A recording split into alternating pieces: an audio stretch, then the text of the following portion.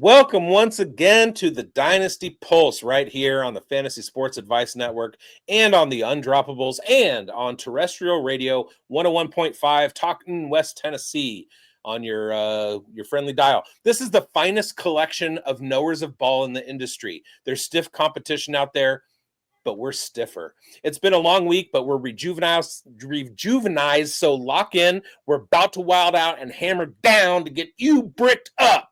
I'm bigz, and with me in the Hall of Ball Knowledge, my clowns from the same circus. We got Coach, we got Chev, we got Grindberg, and we got a special guest. How are you guys doing? Great. Fantastic. Phantasmal. Well, let's get our But before we get to our guest, let's just break it down for a minute. Yeah, let's do it. All right, you guys. We have a very special guest tonight. As you all know, this show started off as just Mike and I as the Dynasty Pulse on the Fantasy Football Plus network. That Fantasy Football Plus network was started by our guest, the venerable, the illustrious Bradley Stalder. We're beyond excited to welcome him. He's the news desk director at Player Profiler. He's the host of Stack Hunters and Man vs. Machine, and one of the most respected analysts in the fantasy football space. He's known for his data-driven insights and elite projection accuracy. Bradley has delivered 7 top 15 weekly finishes in the Fantasy Pros accuracy rankings, including number 1 overall in week 17 of 2021. Beyond the accolades and sharp analysis, he has had a profound impact on all of us personally. He helped all 5 of us get our start in this industry, played a huge role in launching the Dynasty Pulse. His mentorship, support, and belief in developing new voices in the space have made him a true pioneer and someone that we are forever grateful for. We're tapping into his deep well of knowledge tonight to break down offseason developments, value picks, winning strategies for the 2025 season, all with the trademark insight that's made him a fan favorite and a go-to resource across redraft, best ball, and dynasty leagues. Let's welcome to the show, Bradley Stalder.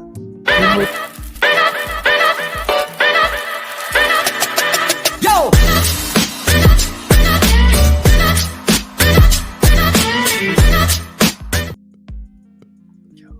What's up, Bradley?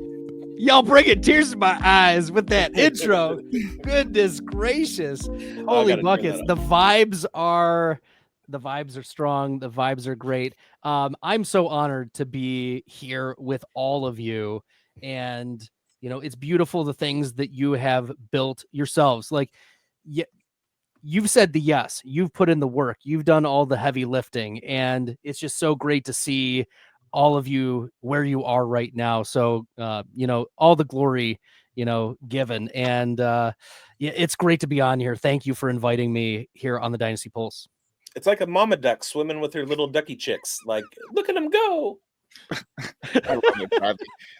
Bradley, thanks for coming on. You know, you've been a huge inspiration. Big said it so well in the intro there, but tell everybody what you're up to right now, what you're doing with Player Profiler and all the big things you guys have going on there.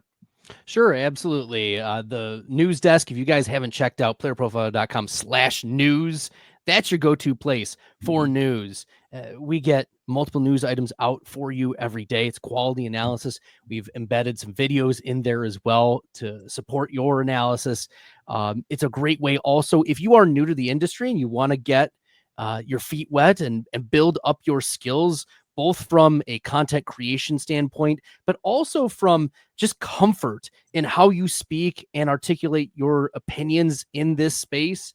The Player Profiler News is a great way to get your in there, and Player Profiler overall is you know, a place where many people have grown in this space. So playerprofiler.com/news, check it out, bookmark the site because it's a great site. And I just hopped off Stack Hunters. That's why, you know, running a couple minutes late. Stack Hunters, a best ball podcast. My co-host, Dan Williamson, offers the high stakes insight.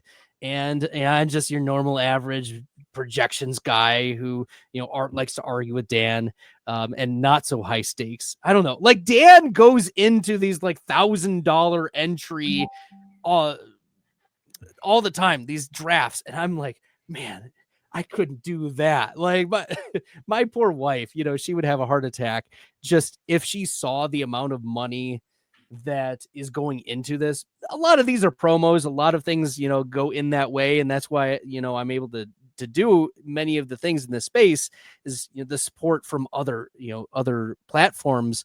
But man, oh man, I couldn't invest in that way. The bankroll is just not high enough at this point for Bradley to be doing it.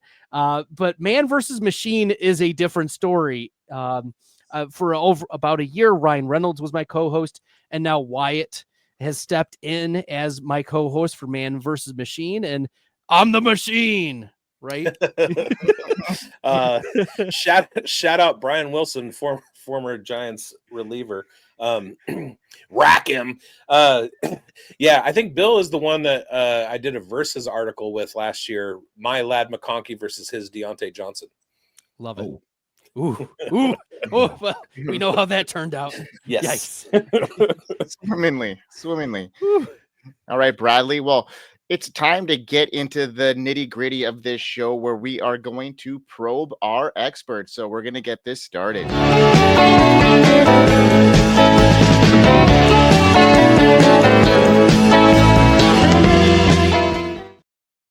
All right, so this week we are shifting our focus to the running back position, the engine of many fantasy lineups and one of the most volatile and challenging spots to evaluate in dynasty formats, from backfield committees to evolving offensive schemes to rookie risers, workload projections, long-term value shifts.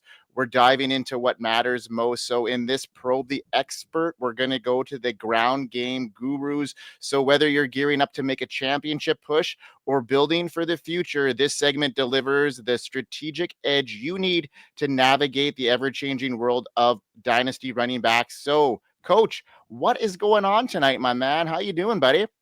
How we doing? Coach, question for Bradley. That's what the show sheet says, so I'm here to deliver. Bradley, how you doing? Long time no see. What is the balance between being greedy and being astute when it comes to backfields when drafting? So example being, you grab Tony Pollard and Tajay Spears in a dynasty startup, like somebody might have done in a recent one, as it theoretically, it locks up a backfield, right? Versus you take a stab on Tony Pollard, but venture over to going at Rashad White. Try to have two starting running backs in the event of a Bucky Irving injury. How often do you grab two of a backfield? What is the line between getting immense upside, calculated safety? What's the greed line? And then how may it change and differ between Dynasty and some of our other platforms such as Best Ball or Redraft? Sure. And I think this is where I think projections come into play. Like, we kind of know how backfields are getting split up. And if you're not sure, that's why it's helpful for you to look at what has historically been the case for running backs. And we've seen running backs like Pollard and Spears. Pollard has been primarily the between the tackles guy, occasionally catching the ball out of the backfield. Spears more of the third down back. He's not built that way. That's not his profile. And so you have the pedigree of Pollard, you have the draft capital of Spears, but I don't like, in most cases, locking up a backfield for like the bottom 10 type of offenses.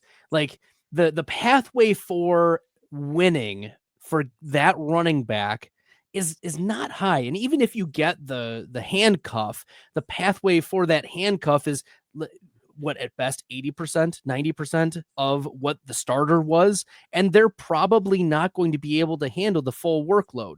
Maybe it's 1 week and you just need 1 week to step in. But from a dynasty perspective and a macro perspective, if I'm locking up a backfield, I want it to be number one, a high offense backfield, at least like a top 10, maybe at least a top half offense in the projections. And the other part is clarity of roles. Like right now, Derrick Henry obviously he's an older player in the dynasty streets. You can probably get him, but we know he's a mega producer. Who's the running back 2? Well, it's Justice Hill. That's how we've seen it play out. But could it be that Keaton Mitchell takes a step forward? It's possible. It's not without question that he is actually the better one-to-one handcuff for Derrick Henry. We don't know though. Or is it Rasheen Ali, another player? That is possible. It's not a 0%. The issue that you have with trying to lock up something like the Baltimore Ravens backfield is you just don't know. You have to have a player stand on a Keaton Mitchell or a Rasheen Ali, or you have to be a Justice Hill believer and then pair him up with Derrick Henry, because you're not going to clutter your roster with 3 Baltimore running backs on the off chance, right? That's why in most cases, give me the Pollard and Rachaad White pairing if I'm making the coin flip of who am I going after, because the pathway for hitting, if we're playing the probabilities, Pollard could hit. You could also have Rachaad White hit independent. Yeah. Right. But Tazi Spears would be dependent upon a Tony Pollard injury. And then you already have Tony Pollard on the team. So you're already having to move him off the roster. It's a 1-to-1. So when I'm playing the probabilities, and these are either lower backfields or unclear depth charts, I am taking shots on other teams, allowing the probabilities to fall that way. Rack him. Chev, what say you? Well, I don't like hearing that the Titans are a bottom 10 unit. That hurts my heart, even though no matter how true it was in 2024 with the Mayo meme master at the helm. I like the approach. I absolutely love the approach there. My question is, I guess the question would be you're getting you're diversifying your portfolio, the portfolio of this particular team when you're moving from a Tony Pollard to a Rachaad White, because you're not going to be bought into that backfield per se. I think there's some unique scenarios where you can buy into 2 backfields, like San Francisco, which is purely a handcuff play for a guy like Christian McCaffrey, because he gets double-edged tendonitis in both knees and Achilles, and they're going to run the ball until he can't, until his feet fall off or something. And then you mentioned, you hit the nail on the head. It's got to be a high output offense. Nobody's going to go grab Cam Scatterbo and Tyrone Tracy. Or if you do, what are we doing? So yeah, I love the point about the offensive output kind of being the driving force behind whether or not you're going to invest dually in that backfield. Yeah, agreed. Hey, I do love the Keaton Mitchell play though. I talked about him on our show that we recorded earlier, Grindberg and I, and that he has the opportunity, he has the ability to create a Jahmyr Gibbs type kind of vacuum in which his efficiency is so high that the Ravens, if for some reason he has to step in and have some reps, the Ravens go, okay, we have an absolute baller on our hands, right? We know what we get with Justice Hill. We know what we get with Rasheen Ali, but Keaton Mitchell is special. Watching him squat 500 pounds, after removed from knee surgery, the dude is built different and he's explosive. Although he's still under 200 pounds, he has that Devon A. Chan, Tyjae Spears profile. He's not like a 25 carry a game guy, but his efficiency is so off the charts as far as his fantasy points per touch. He's my play in that backfield, but that's I digress. Bradley, follow-up question on that. You mentioned if it's not a top half offense, what would be a backfield where you'd be like, yeah, I want to roll with both backs because I'm getting value at the top half? Yeah, as Chev said, I think San Francisco is the obvious one. That's certainly a play that is very interesting. We've seen Garendo or even like, your 0-0 Patrick Taylors, get some fantasy points in that type of offense. But another example, and I think y'all will agree with me, is Atlanta. You have Bijan Robinson, who is clearly the number one. He is RB1, RB2, RB3 in Dynasty. I'm not going to haggle with anybody over it. But Tyler Algier, I am okay with rostering Tyler Algier on a Bijan Robinson team, because we know what Tyler Algier was able to do before Bijan got there. He was efficient, Sadly. over 1,000 yards rushing. He looked great.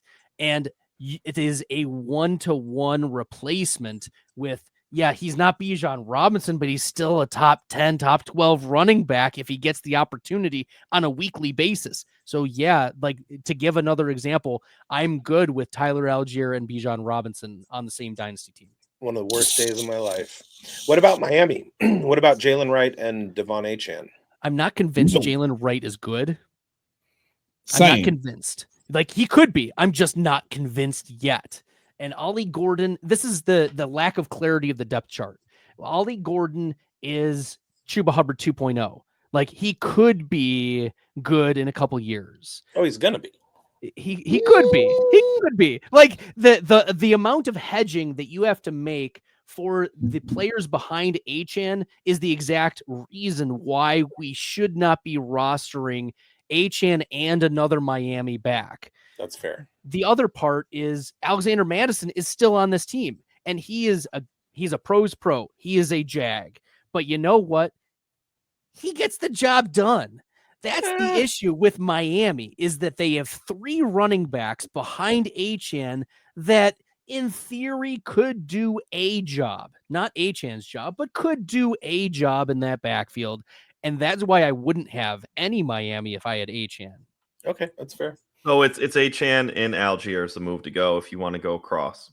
Yes. Cross positional, cross team, pollination nation. Double on that. So I guess we'll move to my question now, Bradley. Great to have you here. Love it here. Honestly, we started off on a good note, and let's continue down that path. So I just want to know, for my own personal selfishness, who are some of your biggest positional values based on the price point? Or you could just give me your guys. If you just want to give me a list of Stalder studs, we'll call it. What's the Stalder stud section? We're calling it right now. Give me your studs, then follow that up. Give me your duds, guys who, because we can't be reasonable on the internet, I will paint it as though you hate them and would never draft them under any circumstances, because context is not important. Go ahead, Bradley. The floor is yours. I mean, that's the move, right? We can't clip it if there's not a hot take, right? This is it. And I'll start with my biggest value in the Dynasty streets. And I think it's a player that has just been forgotten about so much. This is the RB10 on Keep Trade Cut. He is like, so I like Keep Trade Cut's perspective for the market. Like, I may have my opinions about a player, but at least it gives what the market is saying about a particular player. And this is the RB10 right now, and he's Breece Hall. The pathway for Breece Hall to reclaim top 4, top 5 exists very strongly. And there is no reason that Bucky Irving should be ahead of Breece Hall in Keep Trade Cut. He is extremely talented. He had over 15 fantasy points last year per game. And it was a bad year. It was a bad year on arguably the worst team. Yes, Aaron Rodgers was like the quarterback there, and he played admirably with how bad this team was in the New York Jets. But now you have a reclaimed offense. You have a team that is, they have a plan. You might disagree with the plan with Justin Fields. You might disagree with it. You might think Justin Fields, you might have wide range of opinions about whether Fields is actually good at NFL football. But the Jets are going to plan around him, and that's going to be a lot of fun, seeing Breece Hall and Justin Fields, just running the bejeebies out of the ball. So I think this is a player that is extremely mispriced, a good value, and an easy click, not only in the dynasty streets, but in best ball too. He's going, like I came off of a draft with Fantasy Dog Pound, Fantasy Dog Pound, and Breece Hall went 36th overall. That is generational wealth that is being created in the best ball streets. So yeah, we are here for Breece Hall as getting back into that top 5 conversation. There's no reason that Breece Hall should be behind Omarion Hampton this year in the dynasty streets. No, Breece Hall is rejuvenized. So give me I'm not going to give you a laundry list. I'm giving you the value. The play. This is the play is Breece Hall. All right. That's an interesting one. I see a lot of people on the Breece Hall train. I see Chev really excited about it. Big's really excited about it. Are you worried about the upside of them being in scoring positions? The fact that, Braylon Allen came on pretty tight last year, especially in the red zone. Isaiah Davis has also been there. They got a new coordinator as well in the mix here. None of that shocks you or concerns you at all? No, not at all. The reason why Isaiah Davis and Braylon Allen got run was because of how poorly run the Jets were last year. And that's why we need to be back in on Breece Hall. Like, Braylon Allen is a good running back. Isaiah Davis is a good running back. Breece Hall is he was getting comped to Jonathan Taylor coming out of the draft, and he's better than Jonathan Taylor. He's better than Jonathan Taylor. Like, Jonathan Taylor's RB8 right now. What? The only thing I'm worried about with Breece is stacked boxes, but he can. Who else is going to catch passes outside of Garrett Wilson in this Jets offense? It's going to be Garrett Wilson and Breece Hall and my boy Alan Lazard. Like that. Aaron Smith. Stone Smart. I don't know. You know. Yeah, I know. The path, it is so consolidated in the New York Jets. It's going to be those two guys that the offense, three guys. It's Fields. Fields is going to take the ball out of the hands of Garrett Wilson. Unfortunately, that's why I'm a little bit lower than consensus on Wilson. Fine, whatever. But the reality is you're looking at consolidated touches to 3 players. It's Fields, who's going to carry the ball, Breece Hall, who's going to carry the ball, and Garrett Wilson with that connection to Fields. So consolidation, Breece Hall, generational talent, generational wealth being generated in the best ball streets. There it is. Rack him. I'd much rather have an offensive guy like Bucky, who's going to be in an offense that's going to score a lot more points in 2025 than Breece Hall will. I'm not convinced that the Jets are going to be there. Like, I'd rather have a Bucky Irving, in my opinion, and maybe not in dynasty long term. It's a tough one with the draft capital when you bring that into consideration, obviously. But for this year, I'm gonna be cautious about Breece. I faded him a little bit last year. The injury, obviously, he hasn't shown to be on the field every single down throughout his career, and running backs tend to get banged up, and that's a history thing we have to keep in mind as well. Coach, you look like you have something commenting on that. So rapid fire, Bradley and the room. I want to be respectful to everybody here, right? So Breece Hall, or you mentioned Bucky Irving. You talked about Bradley. You like him 1-for-1 in a vacuum, better than Jonathan Taylor. JT, RB8, 2, Breece Hall, RB13. Here's the 3 running backs directly ahead. Bradley, Josh Jacobs, Green Bay Packers. Breece Hall. Breece Hall. Okay. Chase Brown. Breece Hall. Kyron Williams. Breece Hall. Everybody in agreement? Yeah. See. Mm-hmm. Yeah. So there you have it. You have Bucky Irving, who Mike is out on. Biggs, Bucky or Breece? Breece. Bateman comment. Listen, I almost had a heart attack just from the pure joy and elation when he said Breece Hall.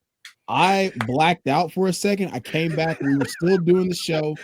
Me and Bradley were riding riding majestic steeds into the mists of Avalon, and they were both named. One was named Brees, the other one was named Hall. So I'm all in. I love this. I love it here. Oh, there you have it. There you have it. You have a follow-up there, Chev? Yeah, I wanted to point out the fact that the Jets the last 2 years have been 30th in team run plays per game. And then last year they got even worse and were 32nd in team run plays per game. We know Aaron Glenn is going to come in and establish it. So we can only go up from here. Like 32nd bad? Carries. Say what? Is 32nd bad? 32nd. There's only 32 teams in the NFL. So if you took, I don't know. Ask Derek Carr. Ask Derek Carr. Derek Carr's math is something that I couldn't be less interested in if I was in like a jigsaw trap and like Derek Carr had to do some math to get me out. I would be like, just saw off whatever it is that you're going to take from me so that I don't have to listen to this anymore. But yeah, 32nd, bad. Okay. 31st or 30th, bad. Brees Hall. Oh, now you're talking Raiders. Up. Yes. Stock up for Brees. All right. You know what is the stock up? Is a Fantasy Sports Advice Network community, and we're going to hear from our sponsor right now. We are here. FantasySportsAdvice.com, offering the best fantasy sports social media platform. Why join endless Discord communities or the trolls of Reddit? Fantasy Sports Advice is a community designed to help you win with 24/7 support. Go to FantasySportsAdvice.com and become a pro member for unlimited access. Again, go to FantasySportsAdvice.com today. Now, you, dear viewer, are asking yourself, why should I do that? I'll tell you. With a pro account, you get access to some of the best creators in the industry. You also get a link. It's down. Wrong one. We need a producer. FSAN shop. There is some incredible merch, including Dynasty Pulse merch, Fantasy Forecast merch, FSAN merch, team-related merch, fantasy-related merch. It's all there. But more than that, coming up in August and September, we will be having the drafts for our jersey leagues available to pro members. You can get into a league. The jersey of your choice is up for grabs, whoever takes down that league. We have fantastic ones last year. We had Deebo Samuel League. We had Josh Allen League. We had Tyreek Hill League. And we're going to have even more this year. As FSAN grows, the jersey leagues get bigger and the jerseys get better. And you're going to want to have your pro membership ready so that you can get in on those. Also, get your merch at FSAN shop. And now, back to Grindberg. All right, Bradley, I got a question for you here. So, every year after rookie drafts, there's a lot of buzz about depth of the incoming rookie class, and 2025 is no exception. It's actually pretty loaded this year. Last season, though, it was the veterans like Barkley and Mixon and Henry who made the biggest impact, often thriving in new situations. Now, in 2025, you got players like CMC and Pollard and Alvin Kamara have they dodged major injury setbacks and bullets, and they prove they still have some elite upside headed into 2025. How do you balance the hype around this deep rookie class and, the proven production and durability of these veterans? Are dynasty managers better off betting on youth, experience, or a strategic mix? And how do you navigate your roster construction with such a clear divide between the rising rookies and these established backs?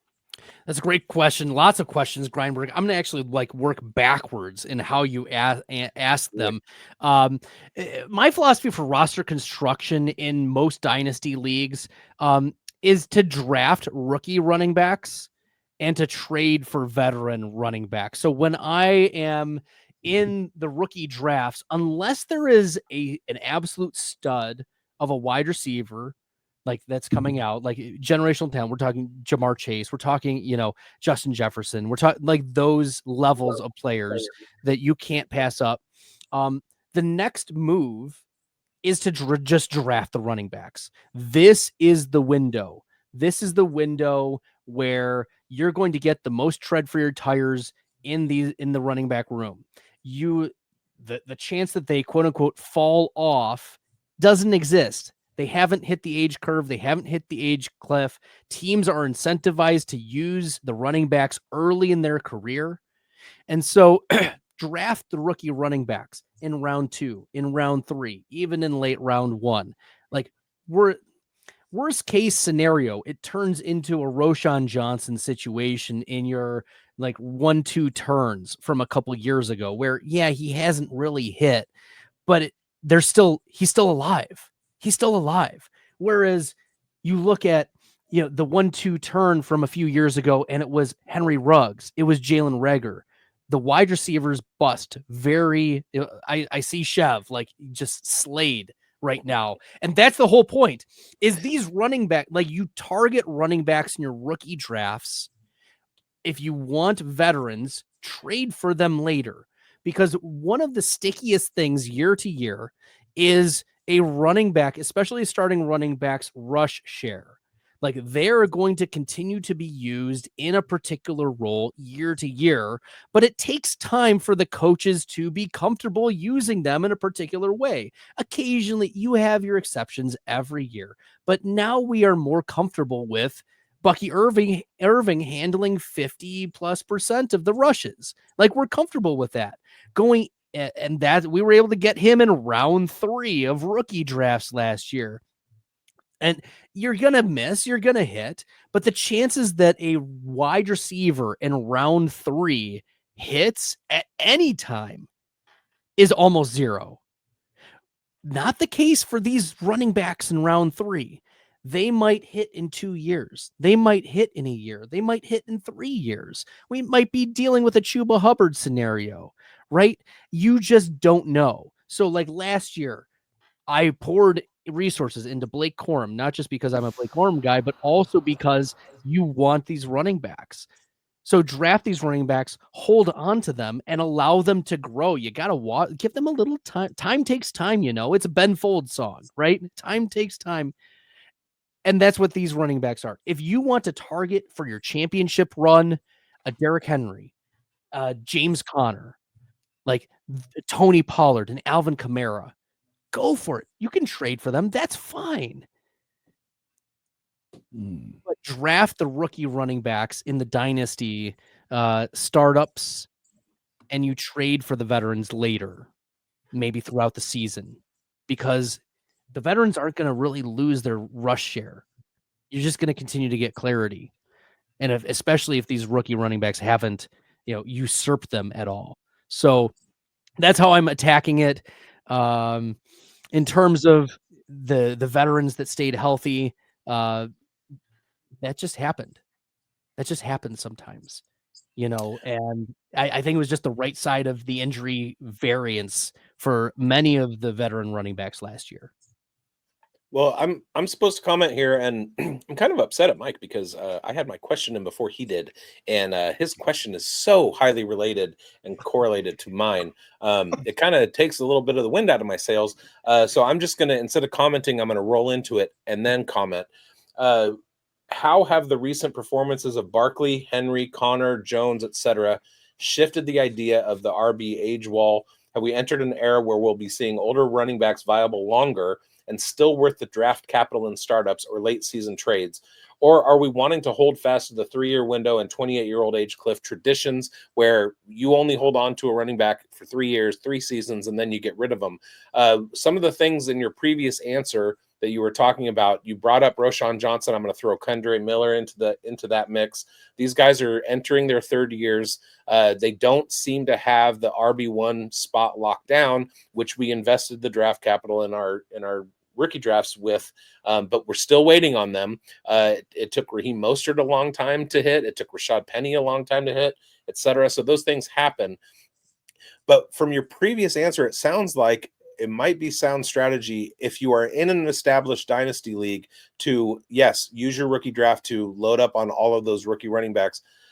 But in a startup draft, you still need to kind of like, you're not going to be in a position where later in the season on a championship run, if you passed on all of those veteran running backs, you're going to be in a position to be able to move some of the young ones to get the scorers.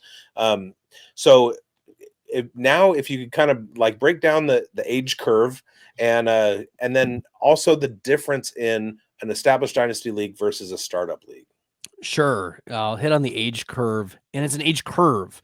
I think Fantasy Manager, there's a book that Matt Kelly wrote called The Dynasty Dominator Reloaded, and inside there is literally an age curve, and that tracks, like, that shows, where players typically like fall off. So it looks something like this. It looks like, I gotta center it. It looks like this, right?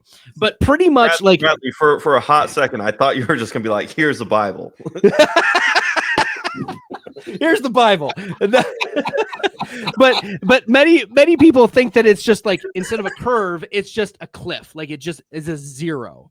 And that's not true. And I think it's even more untrue right now because of how NFL teams are handling backfields. Right. It is extremely rare for a team to give a running back more than 65% of the rushes in an offense. In fact, there was only one, maybe two running backs all last year who had above that threshold, and that was Kyron Williams. Like, he was 70% last year.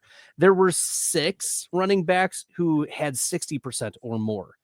So in seeing how NFL teams are divvying up the rush share, not only to other running backs, but also pulling rushes out of the running back room and putting it in the quarterback room, we've seen an increase in mobile quarterbacks, the Drake Mays of the world, the Justin Fields of the world, the Jalen Hurts of the world, the Josh Allen. I can keep going. They pull rushes out of the running back room, which slowly and more incrementally allow that curve to extend just a little bit further. So I'm okay with that, with going after these older running backs, especially if you view like, yeah, I want to win year 1 or year 2. Like, you always want to win, but this allows you to attack players that have proven rush share and opportunity in their respective team. You have Barkley, you have Henry, Connor, even Aaron Jones is a 50+% rush share type of guy. And I like JP Mason as much as the next guy, but it's still Jones as the running back 1 there. So yeah, give me the guys who have shown that they've spiked. All they need is one game of opportunity in the right environment, in the right offensive environment. Boom. Yeah, we're here for that. And that kind of mitigates the total scoring at the running back position, since we have fewer 250 to 350 carry guys. We have smaller snap shares or smaller touch shares for the running back position. It brings the overall total points that you're getting out of your RB1 and 2 back down, but they are still outscoring the guys behind them. Right. Awesome. Hey, and great point. Biggs, you have talked about it before. It's okay to go and win your league in year 1. And I was juxtaposed with that in the Dynasty startup that we had going on. Barkley was on the board, Hampton was on the board, and I was in the middle of the round, and my heart wanted the youth of Marion, but then I was like, oh, I kind of like that experience. Like the guy in Just for Men, where it's like a little bit of gray. It's like, oh, he's got some wisdom, but he has some youth. I like his energy. And I got that combination, like the salt and pepper combination of the Saquon Barkley. I went for Barkley because I was like, hey, he's going to get got. And then came back around, fortunately enough. Granted, we have different positional values for 1.75 tight end premium, quarterback. It's the Grindberg Invitational. What are we doing here? This is very, sharps. And Hampton came back to me. So it's just funny enough. You're put in that position where you want the youth. But to your point, Najee Harris could really be a thorn in the side of Marion Hampton in year 1. 4 straight years, 17 games played. Najee Harris just 4 yards per carry, consistent, and he's going to fall in the end zone more than we like. Not saying to be out on Marion Hampton, but to your point, Bradley, it's definitely something that you're trying to push-pull, that managing between when you can get a guy. If you don't get him in the startup, Biggs, good luck trying to trade for him and acquire for them while they're hammering for the other people in your league. Death, taxes, and Najee Harris. Yeah, and I unfortunately you weren't able to grab Will Shipley in that league. As we all know, Jahmyr Gibbs without the draft capital. Oh, well, I was able to get Tyler Algier. Brendan? I was able to get Tyler Algier. But hey, Chev is having an what player did you aneurysm get? over there, guys. Hey, If Chev, you do this what player- one more what player time did you on get? camera, I am going to rip my beard out on camera. Hey, Chev, what player did you get that bigz really wanted? What's his name? Len Larison. Yep. I didn't get sniped in that draft at all. So Yeah, no, I just took the number one FCS running back in the history of mankind in the 20th round. see, when Chev made that pick, I had a come to Jesus moment with myself and did not allow myself to become upset by it. What really it made me do was kind of reflect on the fact that, you know what, this guy is getting steam and he's getting drafted rounds and rounds ahead of where he should be going. And Call me the Cleveland Steamer, bigz. Cleveland, yeah, he's getting Cleveland steam, baby. And that's because of me, and I'm proud of that. There you go. I love it, bigz. That was a great segue into our next segment where, we're going to talk about some tight ends here, and we're each going to identify a player. Last couple of weeks ago, we had Andrew Cooper on, and he kicked off the conversation in the tight ends, rising and falling dynasty values. Now we're going to take a broader look at that position, one of the shallowest and most frustrating spots in fantasy, but the potential on the verge of a major shakeup this year, especially with this tight end class. So we're all going to pick a guy that maybe is in flux, and we're going to talk about them. So Bradley, who's the tight end that you want to talk about today? Yeah, I'm here for Isaiah Likely. Like, Isaiah Likely is the truth. Likely is not a small sample producer. Let's just put that to rest. Likely was a top 2 tight end in PFF receiving grade in both of his final 2 seasons in college. This was a guy who crushed when he was in college. He was very, very good. And look, when Mandrews has been out, he's almost always produced mega. And even sometimes when he's not out, when Mandrews was recovering last year, if you forget, for the people at home, Mark Andrews, he was in a car accident about a little bit before the start of the season. And if I was in a car accident, I'd be shaken up. I'd be thinking about my mortality. I'd be thinking about life. I'd be thinking about my family. If this is the human response, things are bigger than football. And I'm not practicing. I'm shaken up. Any hit that I take is massive. Look, we didn't even talk about what injuries he might have suffered that were not reported during that accident. It took him a long time. He was not playing all the snaps last year. He was getting a lot of touchdowns, but he's part of that red zone usage. Mandrews was kind of on the block this offseason in the trade block. Nothing's materialized yet, but Likely is objectively very good at football.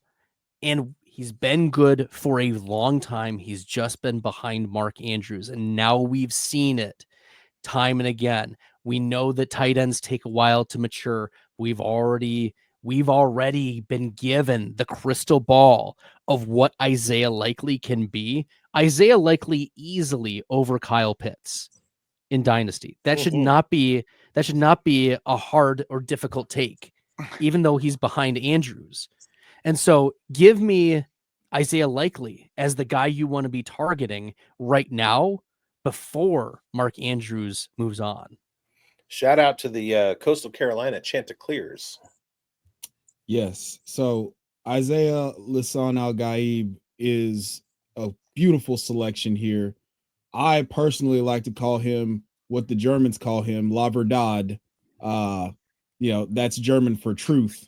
So I love Isaiah Likely. I think that a breakout is coming and it is imminent. And so, you do have Mark Andrews there still. Eric DeCosta, the Ravens GM, is playing coy about his future. He's the all-time touchdown receptions leader in the history of the franchise. Blah, blah, blah, blah, blah.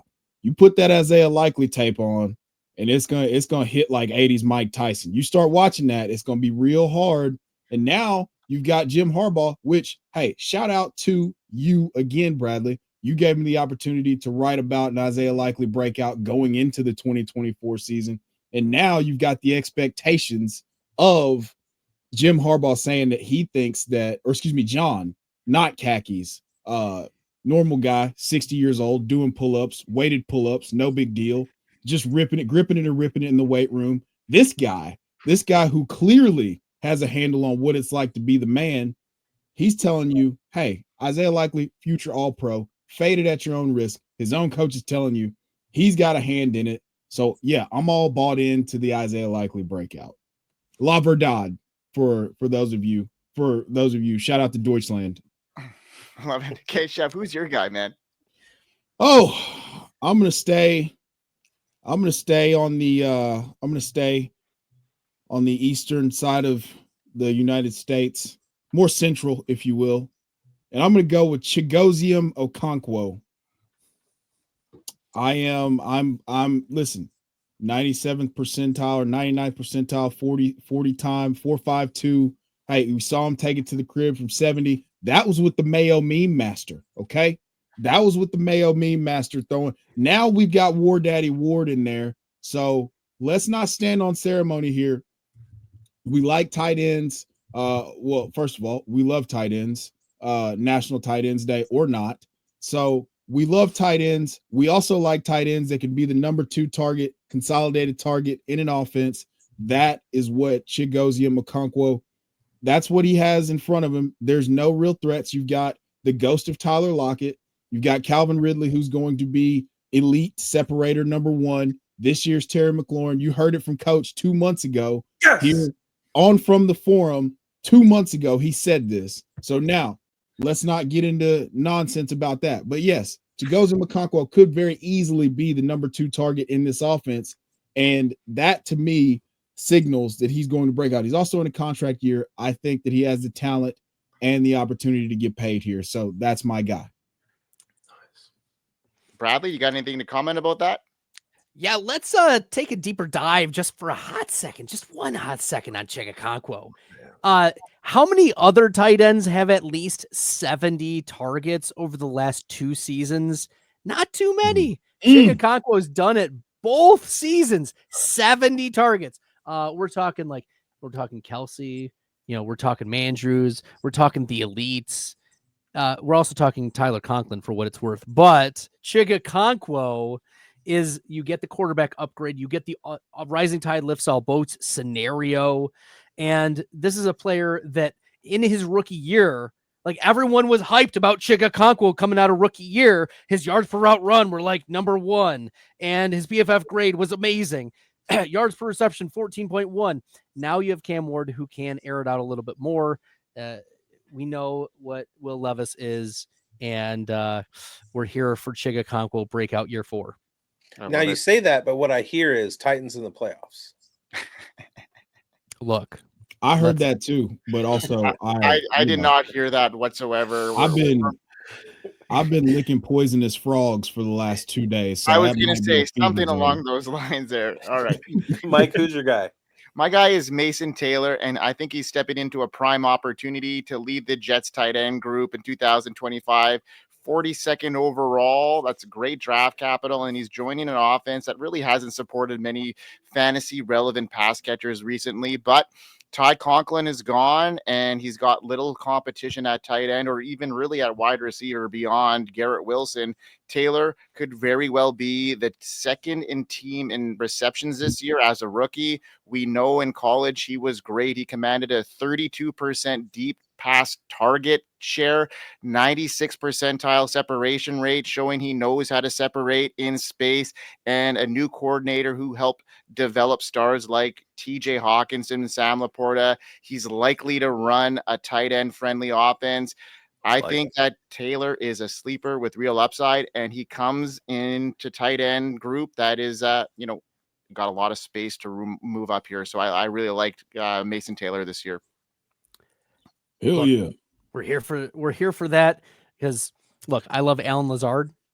Love Alan Lazard, but Same. someone has gotta be catching passes outside of Garrett Wilson and Breece Hall. So Mason Taylor, he steps into that tight end one role. He got the draft capital you wanted to see, and there's going to be opportunity right away. So Grindberg, I think that's a good call.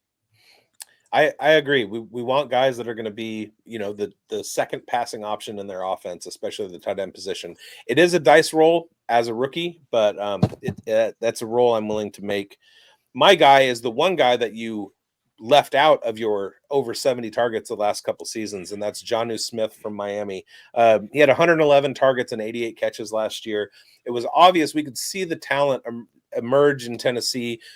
He got stuck in a tandem in Tennessee, and then another one in Atlanta with Hunter Henry, and then, in New England with Hunter Henry, then in another one with Kyle Pitts in Atlanta. Finally, he got an opportunity to be the go-to guy in that Miami offense. He absolutely showed out as tight end 4, and people are still sleeping on him. All these trade rumors that are swirling about. He's had eight touchdowns twice in his career, including last year. He's going to be able to do it again. A fully healthy, year removed from concussions to a Tagovailoa. Everything is looking up for Jonnu Smith. And then guess what? Guess what if he gets traded? He's only going to get traded to a team that is looking to have a premier number 1 target tight end, and he's going to slide right in. Jonnu Smith, my favorite tight end right now. Non-Brock Bowers edition. Non-Brock Bowers. Bradley, what do you guys say about that? Do you like Jonnu this year? If he goes to the Steelers, I absolutely hate it. Yes. No. Pat Freiermuth is a dude. Pat Freiermuth is a dude. So learning a new offense, okay, maybe it's not so new with Arthur Smith. Okay. But it's George Pickens is gone. It's just DK Metcalf there. I don't think they'll run the 2 tight end offense from a passing perspective. Yeah, would they do it with the rushing? Sure. If he stays on Miami, I think that's the pathway for him to continue to be that guy. But if he gets traded to Pittsburgh, he's dead. Yeah. R.I.P. Roman Wilson and Calvin Austin shade. I don't know if that stands here. All right, Coach. Round off the show with your guy, my man. Hey, and I just want to commend. We've had just elite car accident analysis. And I don't know if anybody has realized, but we have had some elite. So next time we do quarterbacks, I'll have to ask you about Andy Dalton. So my guy is Michael Mayer getting traded when everyone expects it to be Kyle Pitts, Jonnu Smith, Dallas Goedert, Mark Andrews. They're in the forefront. And there's that the most we expect, the least we expect, and what's the middle. I think in the middle could be somebody like Michael Mayer. Michael Mayer could absolutely start for probably half the teams in the league, at least 10 of them. It's just a matter of opportunity, getting in the right spot. We had last year, he was due to ascend. I had him really high in the rankings. And then, of course, Brock Bowers torched that. So my appeal would just be somebody like Michael Mayer is very cheap and just very attainable, sly under the radar, and acquisition cost very subtle to get on your team and your roster before he appears elsewhere. Bradley, what do you think of the probability of Michael Mayer getting traded? I've been waiting since March for a Michael Mayer trade.